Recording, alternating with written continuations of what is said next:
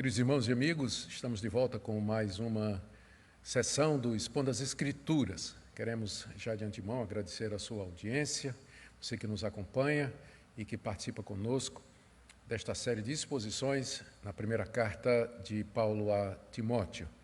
Nós queremos orar nesse instante, pedindo que o nosso Deus esteja conosco durante os momentos que estaremos juntos, virtualmente, pedindo que sua graça esteja sobre nós. Oremos. Pai querido, te damos graças porque pudemos estar juntos mais uma vez, através da tecnologia que o Senhor permitiu que nós descobríssemos e usássemos, e pedimos então, pedimos que para esse momento, Teu Espírito Santo nos assista, nos acompanhe. Eu oro por todo aquele que nos segue nesse instante, Senhor, na sua casa, no seu escritório, no seu trabalho, onde estiver. Que Tua graça esteja com essa vida querida. Que o Senhor proteja, abençoe e livre do mal. Especialmente que o Senhor traga tranquilidade diante da perplexidade e das incertezas do futuro. Que o Senhor nos encoraje, que o Senhor nos fortaleça.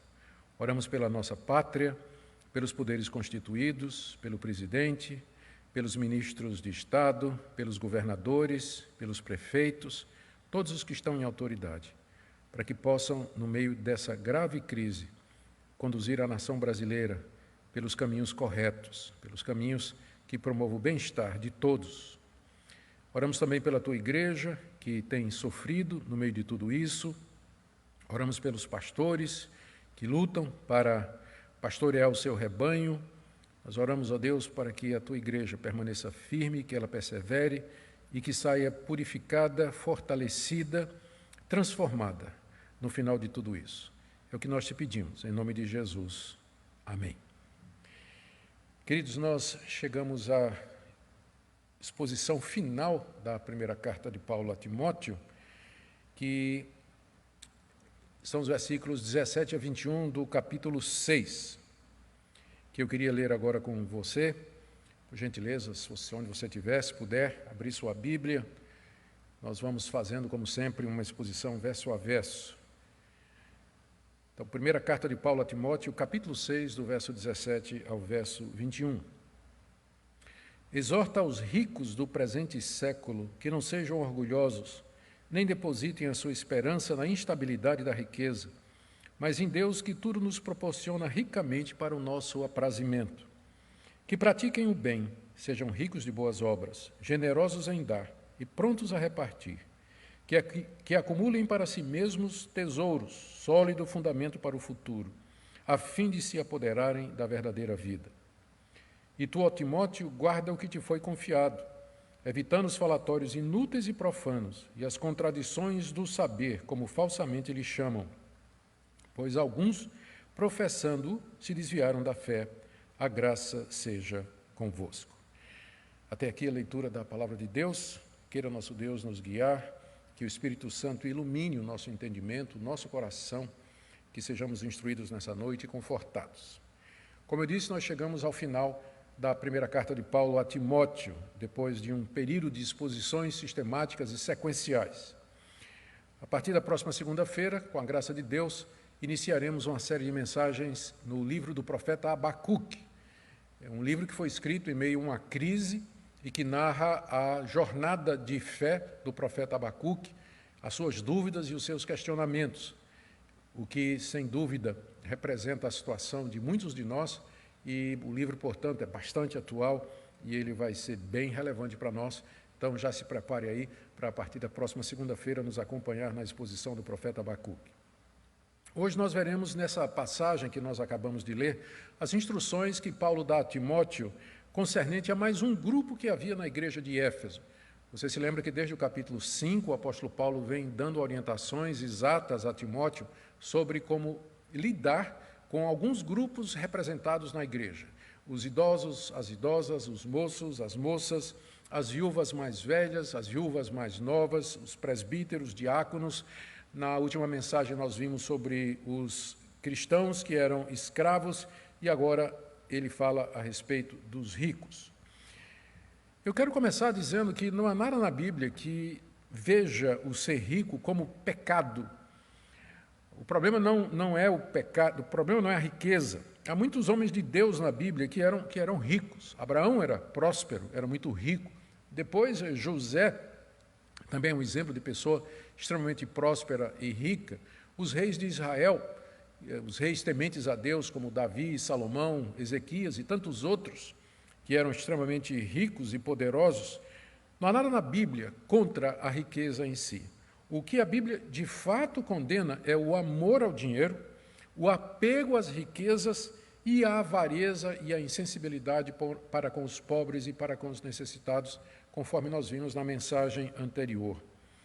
A Bíblia nos ensina de muitas maneiras essa verdade. Quero só destacar as parábolas, 3 parábolas conhecidas do Senhor Jesus, aliás, 2 delas, aquela do jovem rico, um jovem que era apegado às suas propriedades, aos seus bens, e que não estava disposto a renunciá-los por amor a Deus, e a parábola do rico insensato, aquele homem que tinha tanta riqueza que não sabia mais onde colocar, resolveu derrubar tudo, construir armazéns maiores, e Deus lhe disse: você vai morrer nessa noite, o que você tem preparado para quem será? E nesse contexto Jesus faz aquela declaração que era mais fácil um camelo passar pelo fundo de uma agulha do que um rico entrar no céu. É claro que Jesus aqui estava se referindo ao rico que faz das riquezas o seu Deus, que tem no seu coração como prioridade servir aos seus bens e às suas propriedades e que confia neles e não em Deus. Vamos recordar um pouco de como era ser rico no mundo da época do apóstolo Paulo. A cidade de Éfeso, onde estava Timóteo, era uma cidade muito rica e muito abastada. Era uma cidade portuária, o comércio era muito forte e lá havia muitas pessoas ricas e poderosas. Éfeso era uma das capitais mais importantes das províncias do Império Romano.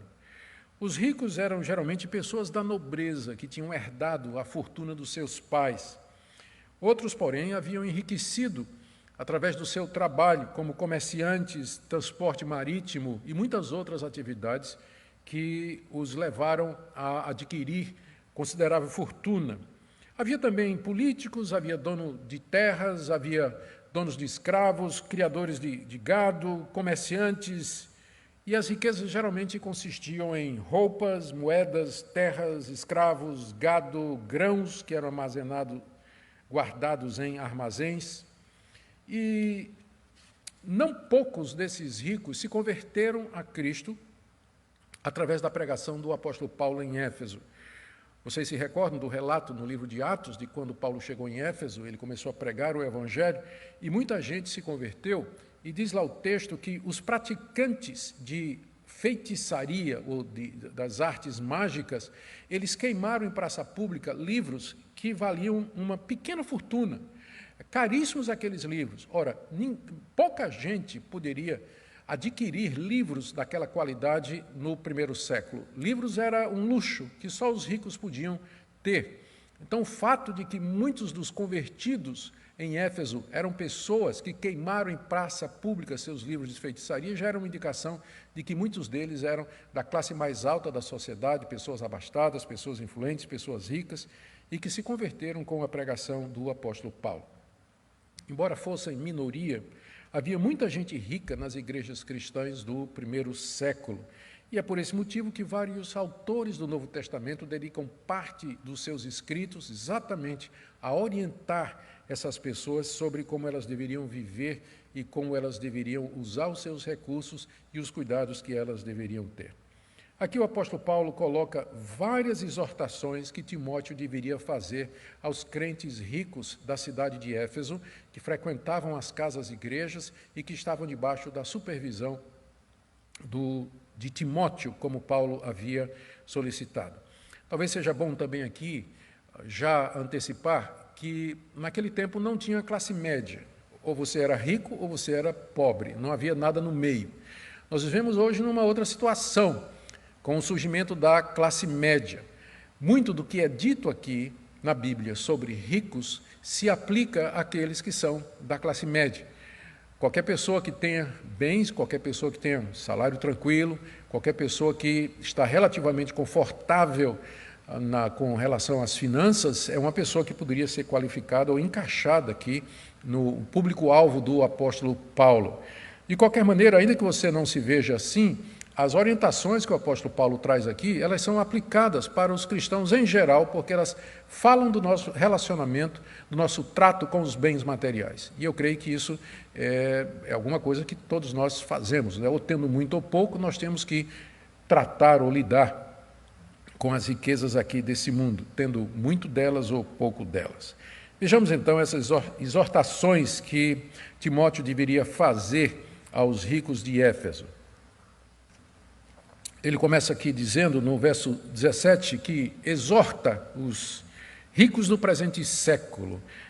Uma exortação aqui é um comando, na verdade, é uma ordem dada com autoridade e que esperava ser obedecida. E as exortações que Paulo vai dar a Timóteo para fazer aos ricos aqui, elas são exatamente o oposto daquilo que os falsos mestres estavam fazendo, conforme vimos no estudo anterior, quando Paulo denuncia a ganância dos falsos mestres, pensando que o evangelho era fonte de lucro. Ao contrário, agora o apóstolo Paulo orienta Timóteo para que direcione os ricos do presente século a não pensarem em si mesmos, mas a pensar nos outros. Nós vamos ver aqui 5 ou 6 exortações do apóstolo Paulo com relação aos ricos. A primeira delas é que eles deveriam lembrar que suas riquezas pertencem apenas a esse mundo. Veja como começa o verso 17. Exorta aos ricos do presente século. Ricos do presente século significa aqueles que têm riquezas nesse mundo, porque a expressão presente século no Novo Testamento corresponde ao período entre a primeira vinda de Cristo e a sua segunda vinda, o seu retorno em glória. Nós estamos vivendo esse período que é chamado de o presente século. Quando Paulo diz, Timóteo, diz aos ricos do presente século, ele está se referindo aos cristãos que eram ricos e que tinham bens materiais, de que esses bens materiais, eles pertencem ao presente século, que vai findar e com ele toda a sua glória e toda a sua riqueza, e que nada aqueles ricos poderiam levar para a era vindoura, para a vida eterna. Essa é a primeira exortação, para que os ricos lembrem que suas riquezas são daqui desse mundo, que eles nada trouxeram para esse mundo e também nada levarão desse mundo. Segunda exortação, ainda no verso 17, tem a ver com 2 tentações que são mais comuns, que são as tentações mais comuns entre as pessoas que têm posses e bens materiais. Está aí no verso 17. Exorta aos ricos do presente século que não sejam orgulhosos, nem depositem a sua esperança na instabilidade da riqueza. As 2 tentações mais comuns para quem tem dinheiro é exatamente do orgulho e de confiar no seu dinheiro. Orgulho aqui, no início, aliás, na passagem, não sejam orgulhosos, significa arrogância, prepotência, é aquela atitude de quem trata os outros com soberba, humilhando, desprezando os que têm menos, e que era um pecado muito comum entre as pessoas que tinham posses naquela época e que era visto com naturalidade. Se esperava que uma pessoa rica, ela fosse soberba, que ela fosse arrogante, que ela fosse altiva, que ela olhasse de banda assim para os humildes, para os seus servos e as outras pessoas que não tinham a mesma quantidade que eles. Mas isso não cabe para o cristão. Isso não cabe na pessoa que crê no Senhor Jesus e é servo de Deus. Exorta aos ricos, Timóteo, os ricos do presente século, a que não sejam orgulhosos, não sejam arrogantes, não sejam soberbos, porque eles têm mais e os outros têm menos. A segunda tentação, depois da soberba, é colocar confiança nas riquezas, como está aqui no verso 17. Nem depositem a sua esperança na instabilidade da riqueza. Não colocar esperança na sua riqueza significa não confiar nelas com relação ao futuro. Essa é a tentação de quem tem dinheiro, de quem tem recursos materiais. É se garantir para o futuro confiando nessas riquezas. O pensamento é esse. Eu tenho o suficiente até a minha velhice e até eu morrer. Eu não serei abalado por problema nenhum, jamais terei dificuldade, porque eu tenho dinheiro para resolver todos os meus problemas. E assim, de uma maneira muito sutil, o crente rico acaba depositando a esperança do futuro na riqueza. E Paulo aqui, ele chama a riqueza de a instabilidade da riqueza. A instabilidade da riqueza para lembrar a futilidade de nós colocarmos a esperança do futuro nas riquezas. Por quê? Porque elas são instáveis. Não há nada mais instável do que a riqueza. Hoje você tem, amanhã você não tem. Na época de Paulo, isso ainda era muito mais provável, porque muita gente, a riqueza de muita gente estava baseada na agricultura ou na pecuária. E havia pestes, havia inundações, tempestades, havia secas, havia pragas que poderiam, de um único golpe, acabar com todos os bens de uma pessoa. Então a pessoa ia dormir rica e amanhecia absolutamente pobre, sem nada. Quem não lembra aqui daquela época, quando o ex-presidente Collor resolveu tentar solucionar os problemas do Brasil, arrestando os bens que a população tinha na poupança. Muita gente que tinha milhões na poupança acordou no dia seguinte sem ter nada, foi tudo confiscado. Conheço histórias e mais histórias, inclusive próximas de mim, de gente que tinha depositado na poupança o dinheiro para comprar uma casa que seria garantia para a sua velhice. E no dia seguinte ela não tinha absolutamente mais nada. Hoje nós temos, amanhã não temos, por alguma má negociação, por alguma coisa externa, por algum fator, de repente uma enfermidade mortal que consome todos os bens que o indivíduo tem e finalmente ele se vê absolutamente sem nada. Então, Paulo está dizendo aqui a Timóteo, lembra aos ricos do presente século, de que eles não coloquem a confiança do futuro nas riquezas, porque as riquezas são instáveis. Você tem hoje e você não tem amanhã. Em contraste, e aqui vem a terceira exortação do apóstolo Paulo, os ricos deveriam colocar a sua confiança em Deus. Como diz aí o verso 17, final do verso 17, mas confia em Deus que tudo nos proporciona ricamente para o nosso aprazimento. Em contraste com as riquezas que são instáveis, o nosso Deus é uma rocha eterna. Nós podemos confiar nele constantemente, o tempo todo. Ele diz três coisas aqui a respeito de Deus. Primeiro, que Deus tudo nos proporciona, ou seja, tudo aquilo de que nós precisamos para viver nesse mundo, provém do nosso Deus, que cuida de nós e que vai prover todas as nossas necessidades. Segunda coisa que ele diz aqui é que Deus faz isso ricamente, isto é, generosamente. Deus tem prazer em dar, Ele tem prazer em abençoar os seus filhos, inclusive materialmente também. E terceiro, Deus faz isso para o nosso aprazimento, final do verso 17, ou seja, para a nossa satisfação, para o nosso prazer. Aqui Paulo está indiretamente refutando o ensino dos falsos mestres em Éfeso, que diziam que para nós chegarmos a Deus nós temos que renunciar ou abrir mão das coisas boas que Deus criou, alimentos que Deus criou, o casamento e uma série de outras coisas. Isso se chama ascetismo e fazia parte do falso ensino dos mestres lá em Éfeso e que Timóteo deveria tratar. Paulo diz que Deus tudo nos dá generosamente, ricamente e para o nosso aprazimento. Deus tem prazer em nos fazer felizes com bênçãos materiais. Ele dá coisas boas, Ele gosta de nos ver satisfeitos e felizes. Portanto, e esse é o argumento então, não confie o seu futuro nas riquezas que são instáveis, mas confie no Deus que tudo dá com generosidade e que faz isso para que nós sejamos felizes. A quarta exortação que nós lemos aqui na passagem para os ricos de Éfeso é que eles deveriam usar suas riquezas da forma correta. Vamos ver o verso 18, perceba que são 4 coisas. Que eles pratiquem o bem, que sejam ricos de boas obras, que sejam generosos em dar e prontos a repartir. Vamos ver cada uma delas. Primeiro, que eles pratiquem o bem, que eles usem os seus recursos financeiros, que eles usem a sua influência, que eles usem a sua posição para fazer o bem aos outros. Em vez de usar as suas riquezas para o seu próprio benefício, para o seu luxo, gastando e vivendo uma vida luxuosa como aquele rico, na história do rico e Lázaro, diz lá o texto que todos os dias ele se regalava esplendidamente, com banquetes e comidas caras e diversas, enquanto que o pobre Lázaro estava ali ao pé da sua mesa, esperando comer das migalhas que caíam da mesa do rico. Ao contrário, os ricos devem praticar o bem, usando suas riquezas para abençoar outras pessoas. Segundo, eles devem ser ricos de boas obras. Que são boas obras? São ações que ajudam os outros.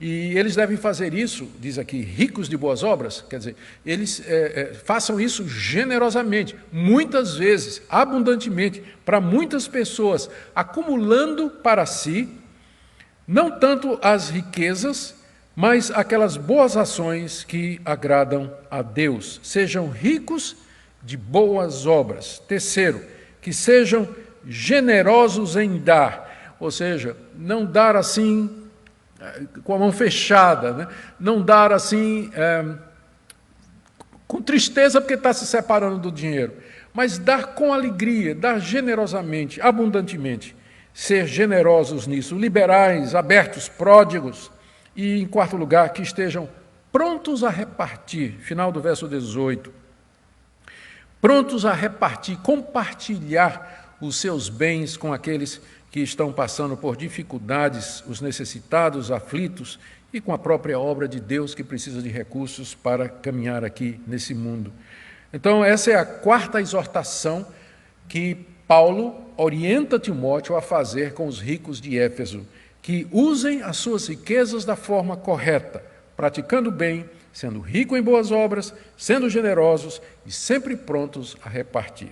A quinta exortação está aí no verso 19, que Paulo diz assim, que exorta os ricos do presente século, verso 17, a que acumulem para si mesmos tesouros, sólido fundamento para o futuro, a fim de se apoderarem da verdadeira vida. Essa quinta exortação é para que os ricos pensem na vida eterna como sendo o maior bem de todos.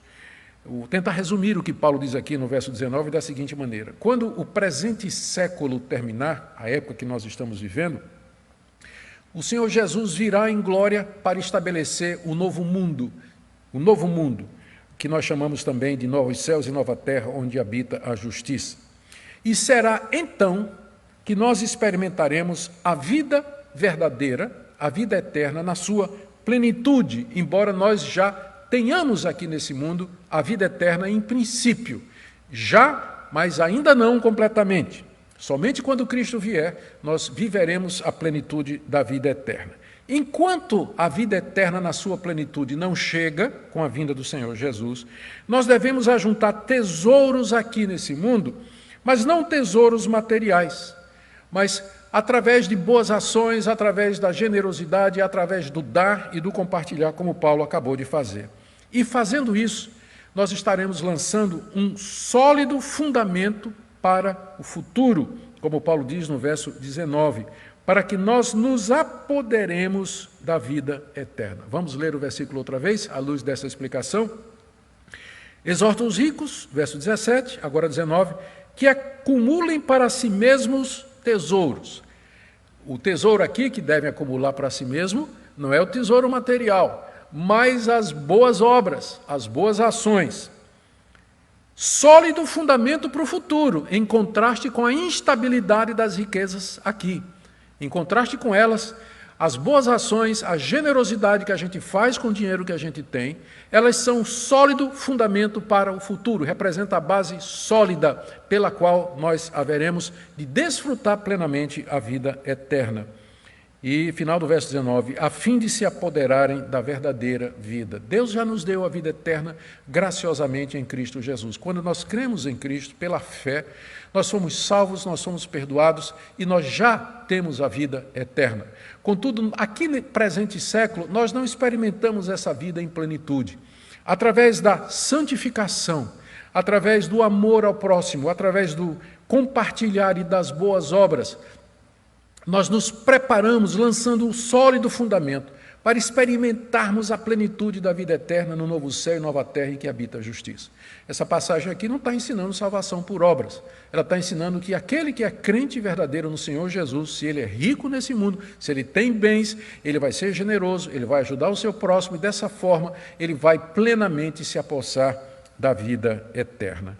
Que palavra abençoada essa do apóstolo Paulo. Era isso que Timóteo deveria exortar os ricos da igreja de Éfeso a fazer, isso é, ordenar, encorajar com toda a autoridade.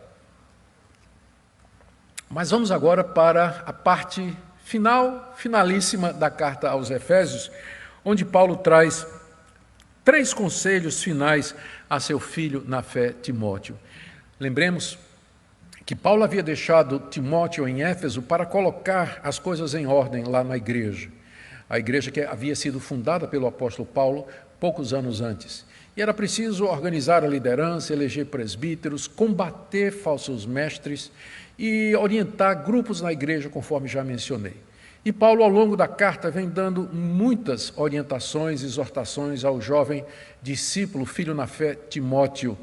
E agora ele conclui, meio que faz um resumo aqui no verso 20 e 21, da principal tarefa da qual ele encarregou Timóteo em Éfeso, que era combater os falsos mestres. E tu, ó Timóteo, guarda o que te foi confiado, evitando os falatórios inúteis e profanos, e as contradições do saber, como falsamente lhes chamam, pois alguns professando se desviaram da fé.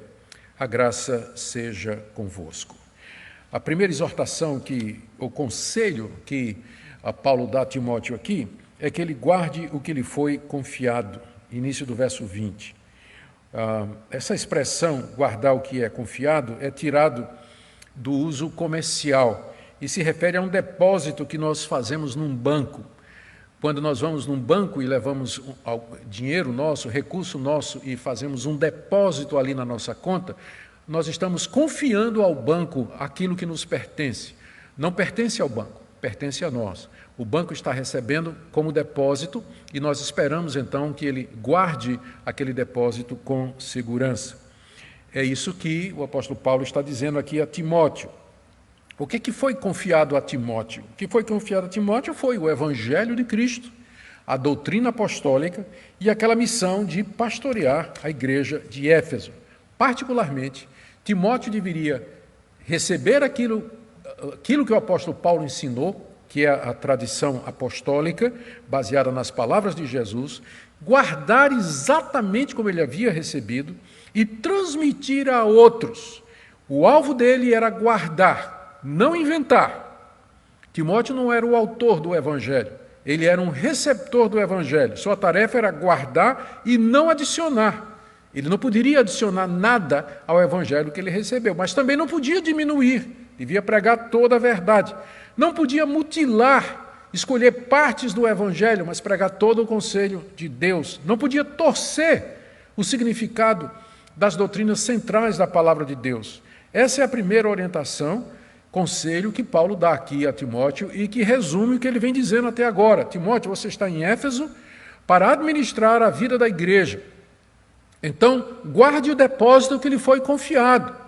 Lembre, você não é o autor do Evangelho, você recebe o Evangelho. Sua função é transmitir o Evangelho fielmente aos membros da igreja de Éfeso, sem adicionar, sem diminuir, sem mutilar, sem torcer, sem perverter, sem criar, sem inventar absolutamente nada, mas o puro Evangelho conforme você recebeu. Era assim que Timóteo seria um bom ministro de Jesus Cristo, era assim que ele desempenharia de maneira fiel a tarefa que lhe havia sido dada.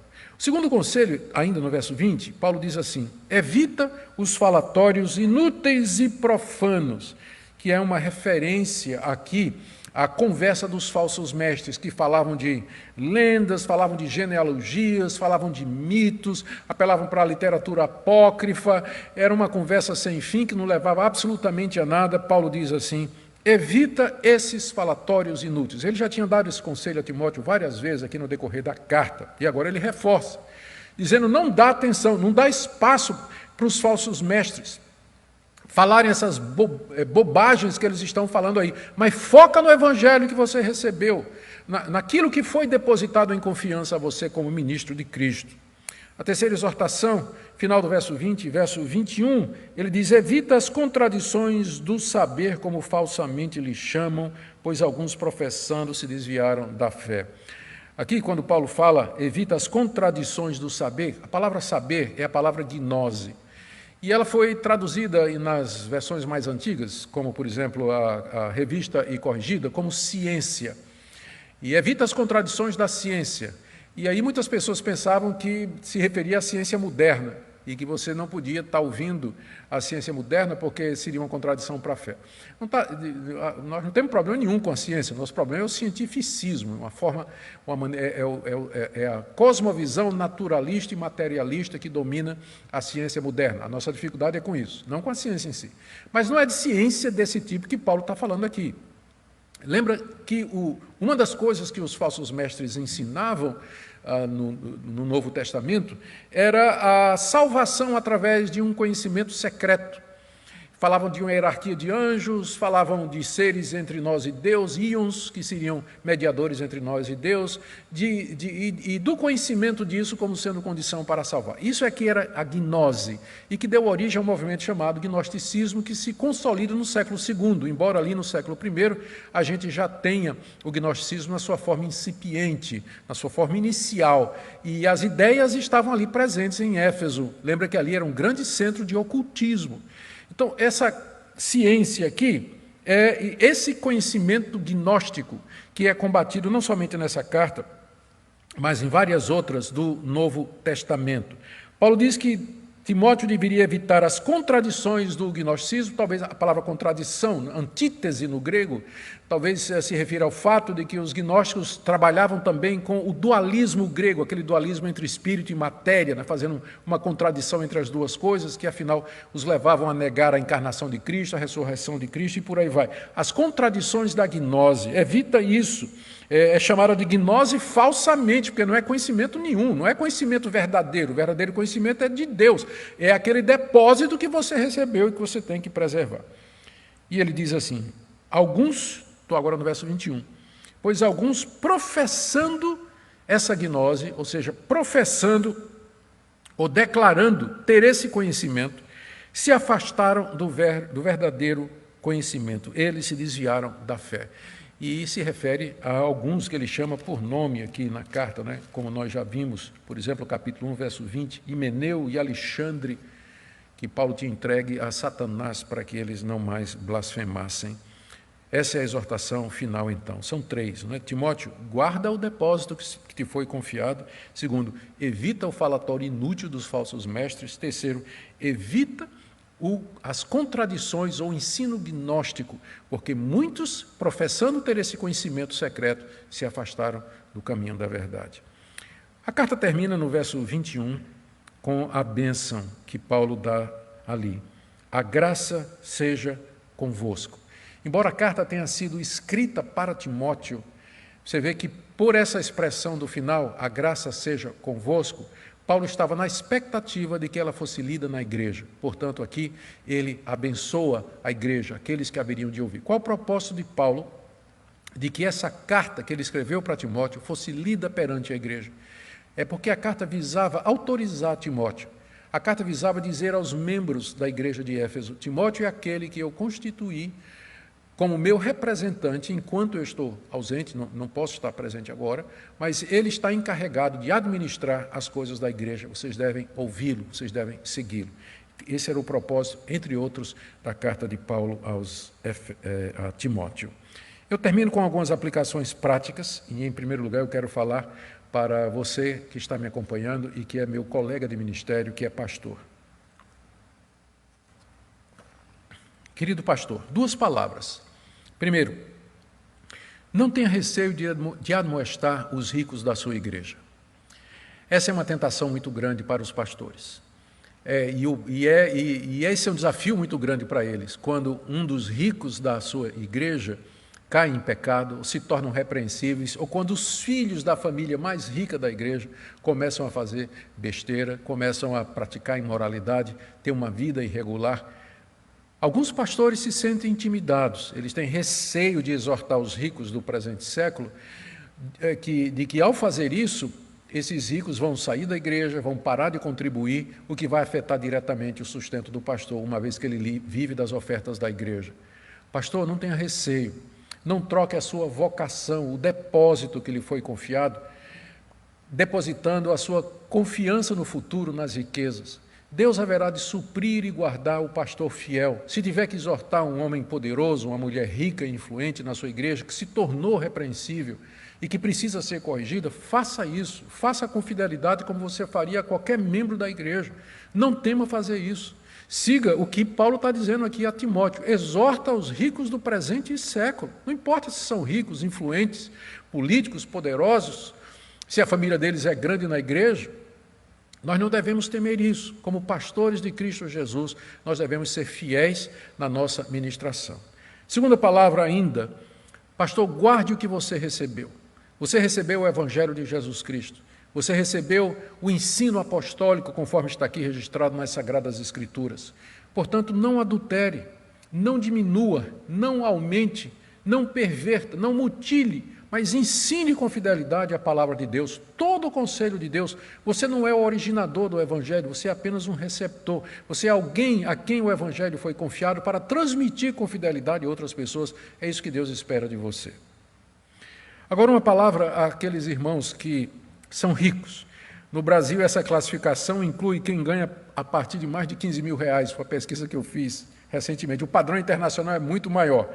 Então, por esse padrão aqui, os ricos seriam 2% da população brasileira, né? 2 ou 3% da população brasileira. Por isso que eu disse que o que está aqui não é somente para essa categoria de pessoas, isso aqui é classe alta, mas para a classe média que não havia na época do apóstolo Paulo e que ganha um pouco menos, que ganha menos do que isso aqui, e que é bem maior do que os ricos.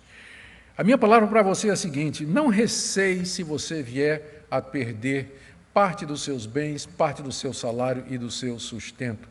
Todos nós estamos enfrentando essa crise tremenda, terrível, que tem implicações na área financeira e vai afetar todos nós. Não coloque a esperança do futuro na instabilidade das riquezas, mas em Deus, que tudo provê, com generosidade, para a nossa alegria, para a nossa satisfação. Esse é o momento de aprender a confiar em Deus, de desapegar o seu coração da segurança dos bens materiais e colocar somente em Deus. Esse é um período em que Deus prova a nossa confiança, a nossa fé e a nossa lealdade. Portanto, não receie, não tema, confie em Deus, aproveite esse período e também depois, quando ele passar, para fazer o bem. Para, se você tem recursos, se você tem condição, há pessoas que precisam de ajuda, precisam de remédio, precisam de cesta básica, precisam de alguma outra providência para ter o mínimo para se sustentar aqui nessa vida. Por isso você procure ser generoso, procure ser rico em boas obras e pronto a compartilhar aqueles bens que Deus lhe deu, entesoure dessa forma para a vida eterna. E finalmente uma palavrinha para você que está me ouvindo e que talvez esteja passando passando por necessidades nesse momento difícil. Primeiro, busque ao Senhor nosso Deus, confie nele, ele não desampara os que são seus. Confie na providência de Deus. Peça ajuda.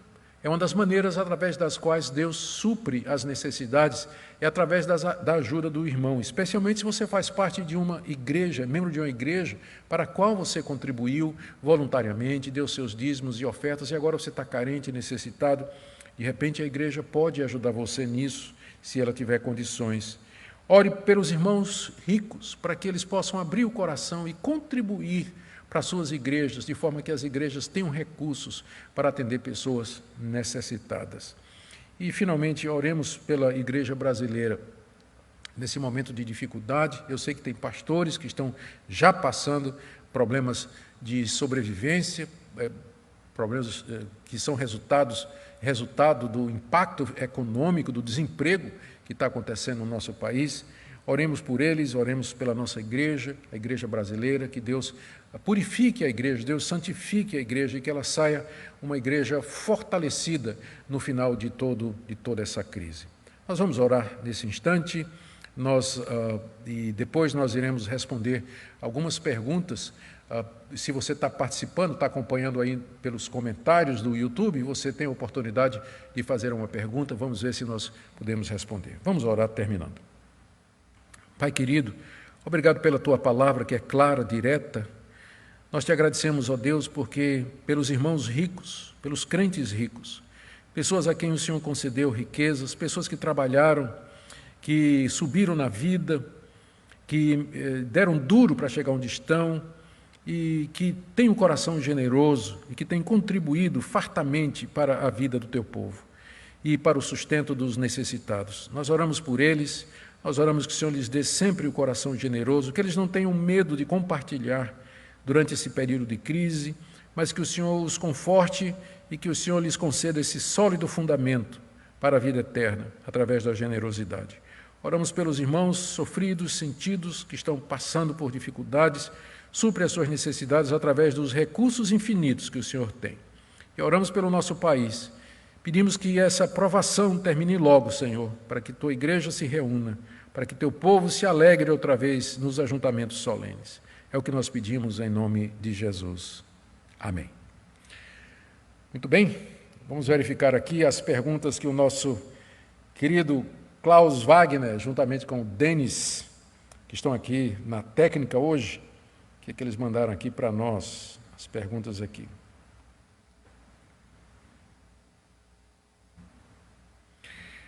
A pergunta aqui do Alexandre Frozoni. Pastor, fica ao exame da consciência o uso dos recursos, das riquezas que Deus deu a esses? Viagens, compras, enquanto tantas situações se apresentam? Se as riquezas passam, por que ainda tantos crentes com jactância? É o mesmo Alexandre fazendo essa pergunta. Alexandre, eu creio que Deus dá recursos financeiros a muitas pessoas. Há pessoas que recebem da parte de Deus, ou porque herdaram fortunas, ou porque nasceram já numa determinada classe social e tiveram oportunidades aqui nesse mundo. Então, há pessoas que receberam da parte de Deus o privilégio de ter bens materiais. E eu não vejo nenhuma dificuldade que elas usem esses bens para a sua alegria, para a alegria dos seus filhos, de sua família e para o seu aprazimento. O que seria errado, o que seria pecaminoso, é a pessoa usar de todas essas bênçãos que Deus deu, pensando somente no prazer dela e ignorar os pobres e os necessitados que estão ali próximos. Então, pessoas que têm recursos, elas devem fazer as duas coisas. Pode usar os recursos para viajar, ter um carro bom, morar muito bem, colocar os filhos numa excelente escola de referência, mas, ao mesmo tempo, ele usa recursos para abençoar os irmãos desprovidos, os irmãos menos privilegiados do que ele e que precisam realmente da sua ajuda. Então, esse é o caminho que a Bíblia ensina, é o caminho de você desfrutar com alegria e abençoar aquela pessoa necessitada. Você pergunta aqui se as riquezas passam, porque ainda tantos crentes têm jactância, não é? É porque eles não percebem que as riquezas passam, né? Eles não percebem a futilidade das riquezas aqui comparadas com a glória da vida eterna. Leila Maria, pastor, se já sabemos que o lucro do Evangelho é o contentamento, por que a necessidade de construir tanto patrimônio ministerial? Depende do que você quer dizer com patrimônio ministerial aqui. Se você se refere, por exemplo, à construção de templos bons e confortáveis, com muitos recursos, eu creio que igrejas que têm condições financeiras, elas são necessárias e elas têm condições de abençoar outras igrejas. Pensa, por exemplo, no apóstolo Paulo.